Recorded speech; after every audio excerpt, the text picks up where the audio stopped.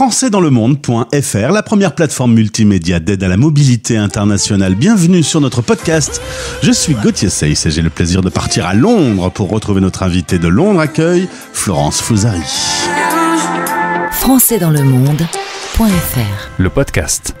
Oh, elle est bien loin, sa Normandie natale, depuis 4 ans installée. Dans la capitale anglaise, on retrouve notre invitée dans le cadre du partenariat avec la FIAF qui a des accueils un peu partout dans le monde, mais celui-là, c'est un gros accueil avec 400 familles. Londres Accueil et Florence, bonjour. Bonjour Gauthier, merci de me recevoir. Eh ben, tu seras notre guide pendant 10 minutes. Faut dire que ça a été un métier pour toi d'être guide, de te balader dans la capitale. Tout à fait, effectivement, puisque j'ai démarré en tant que bénévole au sein de Londres Accueil dans l'équipe qui organise les visites guidées et les sorties culturelles sur Londres. Aujourd'hui, tu es la responsable com de Londres Accueil. Alors, un petit mot avant sur ton parcours. Originaire de Normandie, tu fais tes études là-bas, puis à Orléans, puis tu vas à la capitale, tu montes à Paris. Tu bosses dans la gestion de patrimoine, tu as longtemps travaillé dans une banque, dans le pôle juridique. Et puis un jour, monsieur a une opportunité. Il travaille dans une société américaine d'imagerie médicale. Il rentre à la maison, il dit « Chérie, on va à Londres, ça te dit ?» Est-ce que tu te souviens de ce jour-là ? Oh oui, je m'en souviens très bien. D'ailleurs, au début, on s'était dit, est-ce que c'est vraiment un dépaysement et une expatriation internationale ? Puisque historiquement, on disait quand même Londres, 5e ville de France, compte tenu de la concentration de Français sur place. Mais on s'est laissé tenter quand même par la culture anglaise et on a pris nos valises et nous sommes arrivés. C'est à quel moment que le sujet de Londres est arrivé sur la table ? Tu te souviens du mois ? Très rapidement, ça a été en 2010, printemps 2019, à peu près. Résultat, vous faites un excellent choix, vous décidez d'aller vous installer en août 2020, on n'est pas sans savoir qu'on est en pleine pandémie, tu arrives avec un joli lockdown, c'est pas la période la plus simple pour s'installer dans un autre pays. Effectivement, non, c'est pas la période la plus simple, mais je pense qu'on a tous été confrontés à cette situation à travers le monde, même si en se disant que c'est comme un Paris-Marseille pour joindre les deux pays, puisque c'est 2h30 d'Eurostar, ça a été comme si vous arriviez au fin fond d'une pampa avec ni trafic, etc. Donc oui, un peu coincé, mais également pour se déplacer sur place, mais le gros avantage quand même, c'était une liberté de circulation qu'on arrivait à conserver pour les petits trajets et pouvoir profiter de la nature locale. Alors tu as un anglais correct, le petit garçon qui est avec vous, qui a 10 ans, lui vous l'immergez complètement puisqu'il va à l'école anglaise. Ça va vite un enfant, ça s'adapte vite ? Ça s'adapte vite, oui. Quand nous sommes arrivés, il avait 6 ans. Donc, je dirais que c'est encore l'âge parfait pour faire ce genre de virage à 180 degrés. Mais voilà, c'était aussi un plaisir aussi de découvrir un système éducatif avec l'uniforme, tout ce qui va avec de ce qu'on connaît de l'Angleterre. Donc, c'était très sympa et nous avons une bonne expérience en tout cas dans le système anglais. Sur françaisdanslemonde.fr, on parle souvent du choc de l'expatriation. Il y a eu des jours où tu t'es assise en te disant j'aurais pas dû, j'ai fait une connerie, je regrette. Écoute, je suis plutôt d'un profil adaptable et à chercher toujours plutôt, on va dire, le côté positif et le verre à moitié plein que plutôt à moitié vide. Donc, non, Londres, pour ça aussi, est très dynamique et pas forcément parce qu'on peut croiser des Français très, très facilement ou des francophones. Mais les relations sont très faciles à faire. Donc, je me suis pas sentie seule à un moment donné. Non. Et puis tu as acheté des bonnes chaussures puisque tu as découvert les randonnées. Tu me dis qu'en sautant dans un train, à peine à 1 heure de la capitale, au nord, au sud, à l'est ou à l'ouest, on peut se balader dans de très jolies campagnes, des belles balades à faire dans la nature. Ça a été une découverte, ça, pour toi ? Oui, ça pour moi c'est vraiment un élément que je souhaite souligner pour toute personne qui projetterait de venir s'installer en Angleterre et après sur Londres, c'est que oui, le pays offre un beau terrain de jeu pour tous les amateurs de nature et de randonnée ou près de course à pied ou autre. Mais en tout cas, voilà, il y a une belle entente entre les randonneurs et les agriculteurs, ce qui permet de faire des parcours de randonnée vraiment magnifiques. Et l'état géologique du pays est somptueux. Enfin, de la forêt aux falaises, vous avez beaucoup de bonheur pour les yeux et pour les jambes. Et quand c'est fini, on boit un petit thé ou une bonne bière ? Généralement, c'est une bière au pub, en toute modération, bien évidemment. On va maintenant pousser les portes de Londres Accueil. On l'a dit, avec entre 225 000 et 300 000 Français inscrits dans la capitale anglaise.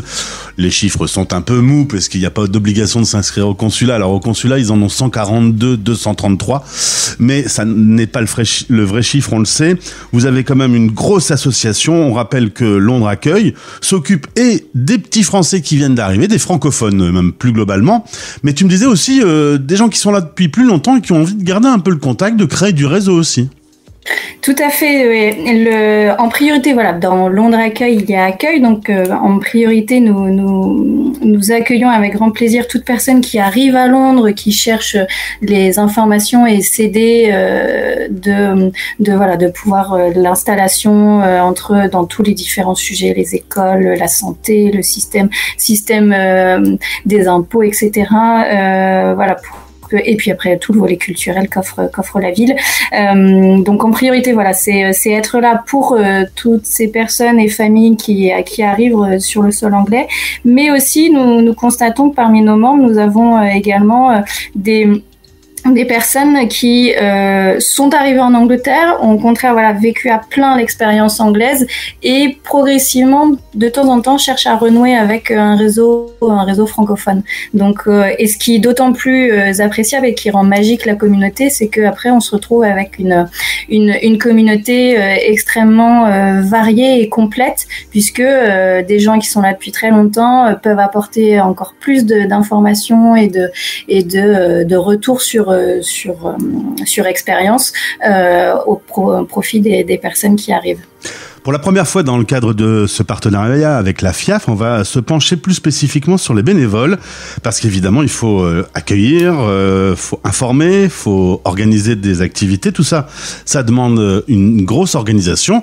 Les bénévoles sont là, il y en a une 50aine aujourd'hui au sein de Londres Accueil, on les salue tous d'ailleurs. Et d'ailleurs, c'est un vrai job, hein, parce que on peut venir vous rejoindre et devenir bénévole, ça a du sens. Tout à fait. Voilà, pour rappel, Londres Accueil et tous les accueils de la FIAF fonctionnent exclusivement sur le volontariat et le bénévolat. Donc, pour ce qui est de Londres Accueil, donc nous sommes une 50aine de bénévoles, donc que je remercie aussi. J'en profite pour les remercier publiquement de tout leur travail et leur implication. Mais effectivement, vous pouvez devenir et nous rejoindre pour être bénévole et également souligner que c'est chaque activité de bénévolat qui est effectuée au sein de l'association Londres Accueil peut être reconnue comme expérience professionnelle, puisque nous délivrons à chaque fin de mission, quelle qu'elle soit, ce qu'on appelle un passeport bénévole, donc qui est une attestation de reconnaissance d'activité et d'expérience faite au sein de Londres Accueil. Et également, nous accompagnons de temps en temps lors de nos événements. Nous essayons aussi de promouvoir les talents de chacun, parfois d'étudiants qui sont, parce que je ne sais pas si tu connais, mais dans le système anglais, tu as pour des étudiants qui peuvent passer ce qu'on appelle le Duke of Edinburgh, qui est un diplôme de reconnaissance de volontariat et de service public rendu au sein du pays. Et donc également nous essayons en tout cas de promouvoir et de faire travailler des étudiants sous format volontariat également pour leur permettre d'acquérir des expériences quelles qu'elles soient dans l'organisation de nos événements. Alors concrètement, Florence, là, je viens de m'installer à Londres.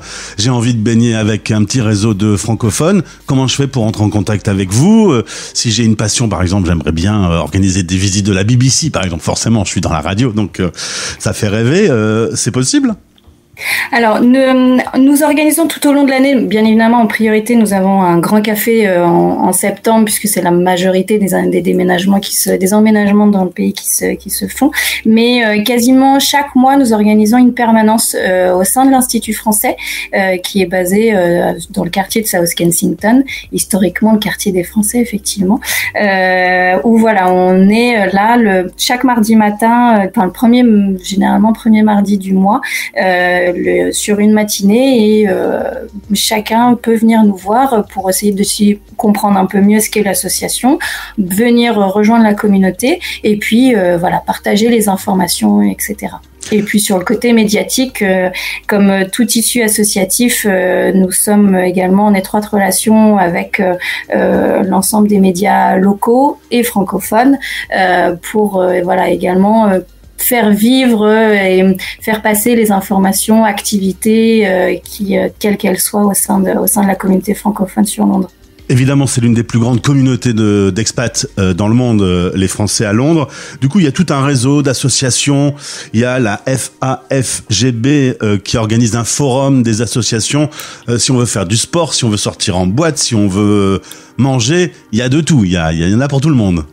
Exactement, ce qui est très très très bien aussi, localement, parce que nous avons la FIAF au niveau mondial, mais localement, oui, effectivement, nous avons la FAFGB, une fédération des associations françaises de Grande-Bretagne, qui nous permet de nous rencontrer toute association confondue, francophone et francophile, et qui ont à cœur de faire vivre en tout cas cette communauté francophone dans n'importe quel domaine, gastronomie, sportif, comme tu le disais. Sur Londres. Et ben voilà, direction Londres Accueil, c'est pour les petits nouveaux, mais c'est aussi pour ceux qui y sont depuis longtemps et qui ont envie de se retrouver pour des activités diverses et variées. Toutes les infos sont sur le site internet. Merci Florence.